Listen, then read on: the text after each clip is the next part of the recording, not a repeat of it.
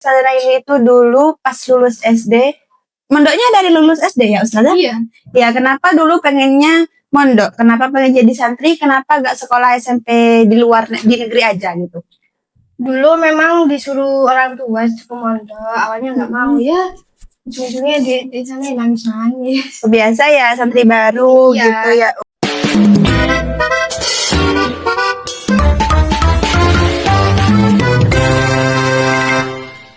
Assalamualaikum warahmatullahi wabarakatuh. Selamat datang di podcast Ceria, Cerita Ramadan. Oke, perkenalkan nama saya Adinda Nur Awalia dan di episode kali ini saya ditemani oleh Ustazah cantik. Siapa namanya? Laili Amalia Izabila. Jadi tema podcast kita hari ini yaitu kehidupan pesantren. Jadi kita di sini tuh mau bercerita bagaimana serunya hidup di pesantren. Saudara ini itu dulu pas lulus SD, mondoknya dari lulus SD ya Ustazah? Iya. Ya, kenapa dulu pengennya mondok? Kenapa pengen jadi santri? Kenapa gak sekolah SMP di luar di negeri aja gitu? Dulu memang disuruh orang tua ke mondok, awalnya nggak mau ya. Ujung-ujungnya di sana nangis-nangis. Biasa ya santri baru Iya. gitu ya Us. Mondoknya di mana Us kalau boleh tahu? Di Tegal Delimo. Di Tegal Delimo. Jadi teman-teman yang mau mondok di Tegal Delimo, pondoknya Ustazah Naili. Kegiatannya di Tegal Delimo itu kayak apa aja Us? Mulai dari pagi, dari subuh mungkin? Dari subuh, salat subuh dulu, terus saran murojaah, habis itu piket roan gitu, terus habis itu mandi, terus makan, sekolah wis. Sekolah pagi. Sampai sekolah pagi. Oh, itu pondoknya bukan pondok salaf tahu? Bukan. Oh, berarti pondok modern gitu Iya. ya? Oh. Kalau Ustazah Dinda kenapa sih pengen jadi santri itu? Dulu pas kelas 4, 5, 6 SD itu diceritain sama orang tua, kan dulu orang tua mondoknya di Madura, diceritain kalau di pondok itu seru, katanya seru, ada kolam renangnya gitu katanya. Jadi itu yang membuat saya tuh jadinya pengen mondok. Ternyata nyampe di pondok nggak betah gitu, biasa masih awal ya gitu. Temen juga nggak betah tah? Udah. Apa langsung betah? Enggak. Yang mulai betah kelas berapa? Yang mulai gak nangis-nangis, gak pengen pulang gitu. Kelas berapa ya kelas? Sampai bertahun-tahun Lus? Iya. Kan mulai dari masalah temen.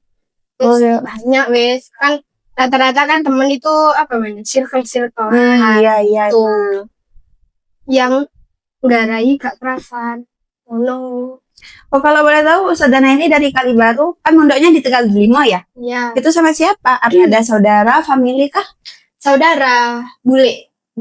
Oh, tapi kalau di pondoknya nggak ada ya, sendirian Nggak ada, ya? sendiri. Mandiri nih bos. Mandiri. Kalau di pesantren tuh, kalau menurut Ustazah Naili ya, itu apa enak, apa enggak, apa sama-sama banyak masalah kan? Kalau di luar ya itu pergaulan yang utama. Kalau di luar pesantren ya, kalau di pesantren itu yang jadi masalah utama itu apa sih Us? Apa ya?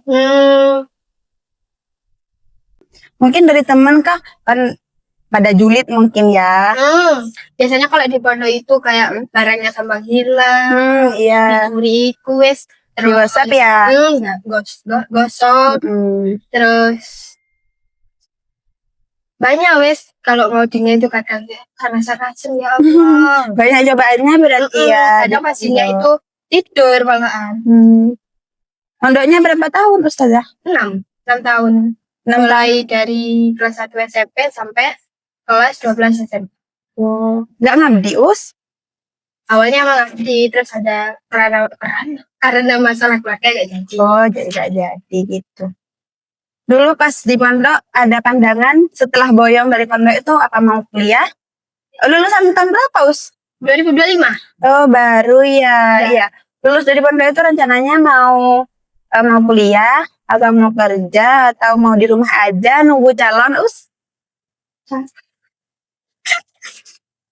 Awalnya nggak pengen kuliah, nggak pengen kerja, cuma pengen nyoba pengangguran di rumah itu gimana. Terus setelah pengangguran lama itu nggak nyaman, nganggur Bosan ya usia. Ya. Terus ya alhamdulillah ya dapat kerjaan ini wes. Oh, Di jadi RA, sekarang iya. Oh, jadi ngajarnya ngajar RA ya, Us. Mm-mm. Kesan pertama ngajar RA kan ini pesertanya ini masih baru lulus ya, Iya. masih fresh graduate gitu ya. Kesan pertama ngajar di RA itu gimana? Apa seru? Apa kaget? Apa capek, Us? Pertama kaget, kedua terus capek soalnya kan nggak pernah ngurus anak banyak kan ya. Asli kan introvert. terus anaknya asik-asik kok, ngejak kenalan ustadzanya. Ustadzah namanya siapa gitu. Kalau Ustadzah Dinda itu rencananya setelah lulus mondok itu mau kemana rencananya? Oh, kalau saya alhamdulillah mau kuliah. Rencana awalnya tuh mau kuliah. Alhamdulillahnya sekarang kesempatan kuliah di Jember. Jadi sekarang kuliah sambil ya sambil kerja gitu. Kesan pertama masuk di RA, ngajar di RA. Kesan pertama di RA itu nggak kaget-kaget banget sih, soalnya kan dulu pas di pondok itu ada kan saya tuh masih ngabdi ya di pondok 1 tahun. Jadi selama waktu 1 tahun itu disuruh magang di TK memang. Jadi sudah pernah megang TK gitu. Jadi dia agak kaget-kaget banget sih. Itu udah pengalaman. Udah bukan pengalaman, agak sedikit pengalaman di TK. Jadi ya tahulah kalau anak TK itu suka rewel, suka gini gitu. Us. Kan karakter setiap orang tuh kan nggak sama ya, Us. Yeah. Di pondok tuh kan ya banyak temennya juga. Jadi kasih tips dong buat teman-teman di rumah mungkin cara Ustadzah Naili untuk menghilangkan stres di pondok. Tidur. Oh ya, cara paling ampuh ya, Us, memang tidur. Satu lagi nih, Ustadzah Naili, satu lagi. Kasih dong pesan buat teman-teman yang di rumah, mungkin yang mau mondok, yang mau jadi santri, kasih pesan-pesannya gimana? Mondok itu seru guys, banyak temannya. Kalau ada acara besar-besaran itu kan selalu rame itu. Kalau Ustadzah Dinda pesan untuk teman-teman yang ingin masuk santri itu apa? Jadi pesannya ya teman-teman yang di rumah, jangan takut mondok, ya kan banyak. Iya, di pondok itu kan gimana ya? Banyak juga kabar negatif tentang pembulian lah gitu. Jadi jangan takut untuk mondok dan juga jangan membayangkan di pondok itu seru. Bukan maksudnya gini, bukan nggak seru ya. Di pondok itu ada serunya, ada juga nggak serunya sih. Gimana ya? Ustazah pasti ngerti kan ya? Serunya ketika dikirim orang tua. Itu seru. Tapi saat dia tengkar sama teman gitu, itu sudah rasanya pengen pulang, pengen nangis, pengen kabur, pengen sembarang gitu. Jadi ya jangan takut mondok, jangan takut jadi santri, karena di pondok itu seru, banyak serunya sih. Apalagi sudah jadi santri tua, gimana? Santri tua sih, Us. Jadi santri lawas gitu. Kan kalau masih baru-baru nggak punya teman, nggak ditemenin. Tapi kalau sudah jadi santri lawas itu enak lagi, Apalagi, Us, yang paling enak itu kalau sudah deket sama pengasuh. Nah, itu enak banget itu, Us. Itu sudah rasanya kalau sudah deket sama pengasuh, rasanya sudah nggak pengen berhenti, sudah nggak pengen boyong dari pondok. Tapi gak enaknya nggak bisa buat kesalahan sedikit terus langsung sama pengasuh ya kan. Enaknya deket-deketan ya itu. Kalau Dinda pertama kali ketemu anak tantrum itu gimana? Oh, pertama kali ngajar ya itu RA. Itu di RA itu ada anak ya yang emang tantruman, orangnya tantruman. Jadi gak bisa ditinggal ibunya sama sekali. Jadi setiap pagi harus berperang sama anak itu untuk menenangkan. Nanti itu sudah minta pulang. Caranya gimana? Iya, nanti sabar dulu, jangan nangis dulu, nanti saya anterin pulang. Tapi aslinya enggak. Kalau saya ini caranya gimana? Apa dicubit? Enggak. Kalau pertama kali sih kan saya kan mengurusi anak satu cuma. Nah, anak satu itu berkebutuhan khusus. Jadi kalau setiap anak itu datang harus harus ditunggu depan pintu, lalu harus dijaga kemana-mana. Soalnya anak itu kan hiperaktif. Jadi kalau sekalinya keluar ke jalan bahaya itu. Jadi ya wes harus kemana-mana harus ngikutin tuh. Tapi sekarang anaknya sudah mulai lulu nggak sama Ustazah Naili? Alhamdulillah lulu. Cuma kalau kalinya ingin ke ini harus gitu. Terus apa ya lagi Us? Sebenarnya kalau cerita tentang pesantren sama tentang ngajar itu banyak ya Us. Kalau diceritain di sini nggak mungkin selesai guys. Anjay. Jadi nanti kita ceritanya di balik layar aja. Terus itu Us, boleh cerita satu pengalaman paling menarik Ustazah Naili pas di pondok? Kalau aku Yang menarik, seru gitu Us. menarik. Yang diingat sampai detik ini. Mengajar anak-anak jelasnya mengajar anak-anak untuk murojaah itu seru. Jadi kalau sore itu setiap sore itu kan biasanya kan pengasuh tuh. Nah sekarang itu udah diganti. Jadi diganti pengurusnya untuk mengajar anak-anak setoran hafalan. Tuh serunya sih itu. Soalnya kan bisa sambil mengingat-ingat hafalan sendiri. Iya. Oh, jadi Ustazah Naili emang sudah menghafalkan Al-Quran Alhamdulillah. dari di pondok. Iya. Sudah khatam? Belum. Belum. OTW ya Us. Insyaallah. Insyaallah. Kalau Dinda itu pernah mengajar nggak di pondok kira-kira? Pernah, alhamdulillahnya pernah. Dulu itu kan di pondok itu ada program Al-Miftah Nahwu. Tahu Us? Nahwu ya, ilmu Nahwu. Oh, ilmu Nahwu. Ya, ilmu Nahwu. Oh iya. Itu di pondok itu pakai Al-Miftah lil Ulum. Itu punyanya Sidogiri. Jadi kita pakai kitabnya Sidogiri, Al-Miftah itu untuk belajar Nahwu. Jadi dibentuk kamar Nahwu sendiri Us. Nanti siapa yang mau masuk Nahwu, daftar. Kalau keterima masuk. Alhamdulillahnya saya masuk di salah satu kepengurusan di Nahwu itu. Jadi sebenarnya ada Ustazah tugasan yang mengajar inti Nahwu itu. Ya. Saya sama teman-teman itu cuma membimbing mereka gitu. Seru sih Us belajar Nahwu itu. Seru-seru pusing ya. Sampai akar-akarnya. Iya. Kalau katanya anak negeri matematika itu sudah pusing. Kalau versi pondoknya Ya. Nahwu. Ilmu Nahwu sama datang ilmu Nahwu yang lebih pusing dari matematika. Kalau menurut Ustazah Dinda, pengalaman terseru di pondok itu apa? Pengalaman terseru di pondok itu selama saya mondok 7 tahun. Ya. Itu setiap haflah akhir sanah itu. Ya. Itu kan kan kalau santri yang nggak boleh keluar gerbang. Iya. Jadi sekalinya keluar itu kan bahagia banget ya. Oh iya. Di pondok itu kalau haflah itu ditaruhnya di halaman sekolah putra, tapi putranya nggak boleh keluar. Jadi gantian. Iya gantian. Santri putranya itu dimasukkan dulu semua, santri putrinya dikeluarkan ditaruh di halaman sekolah putra gitu. Jadi bahagianya itu bisa menghirup udara segar. Oh nih ya, pondok salaf. Iya pondok nggak salaf banget tapi nggak modern banget sih. Tengah-tengah. Iya tengah gitu. Bisa salaf bisa modern. Iya, nanti kapan-kapan Us main ke Madura Us. Saya kan mondoknya di Madura, biar tahu, biar gak cuma di daerah Banyuwangi aja. Iya. Pernah ke Madura Us? Pernah. Tapi cuma ziarah aja. Oh ziarah. Kemana? Ke Bangkalan sama Sumeneb. Ke Bangkalan. Ke Syahuna Holil ya? Iya. Oh iya, sekarang Ustazah Naili sudah kuliah apa belum?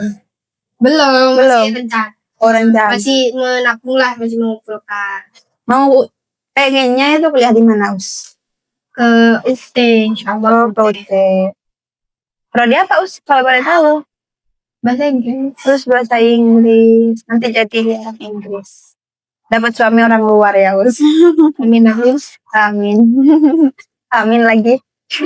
Kalau Ustazah Dinda itu di pondok kegiatannya apa aja sih? Kegiatannya mulai dari subuh ya, subuh tuh bangun, subuh jam 3 itu bangun, sholat subuh, terus ngajinya itu per kelompok us. Jadi setiap kelompok itu nanti ada ustazahnya yang membimbing ngaji adik-adik santri yang lain. Terus habis itu, oh ya itu kan itu ngaji, terus ada sebagian lagi yang memang sudah santri lama itu baca rotibul haddad itu us. Setiap pagi. Ya, setiap pagi baca rotib. Habis itu kira-kira selesai jam 6.15 sampai jam 6.15. Habis itu anak-anak mandi, mandi siap-siap buat sekolah sekolah formal biasanya sekolah SMP sama SMA. Mandinya itu kalau menurut saya ya us itu gak kayak pesantren lain karena mandinya kan kalau di pesantren mungkin di pesantrennya Ustazah Naili mandinya di kamar mandi ya. Iya. Kalau di pondok itu mandinya bareng. Bukan maksudnya mandinya itu ada satu kayak ya emang benar kata ucapan orang tua dulu kalau ada kolam renangnya. Ya kayak kolam renang semacam kolam renang gitulah us. Terus mandinya di situ bareng gitu. Jadi kayaknya itu beda sih dari pesantren-pesantren lain. Jadi kamar mandi itu cuma khusus buat tempat iya BAB sama buang air kecil gitu.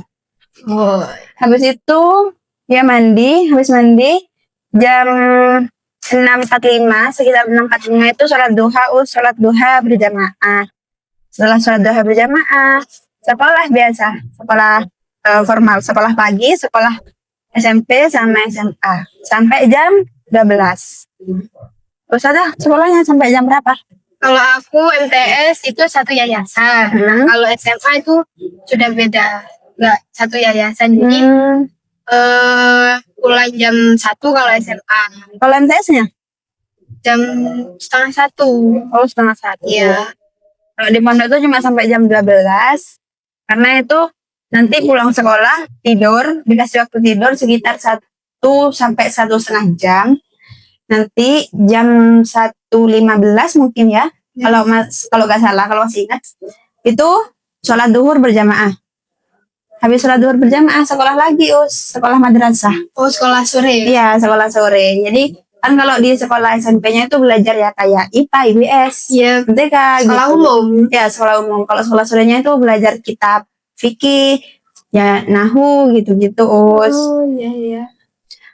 Kalau buat kegiatan malamnya sih setiap malamnya itu gak sama ya us. Malam Senin itu praktek sholat.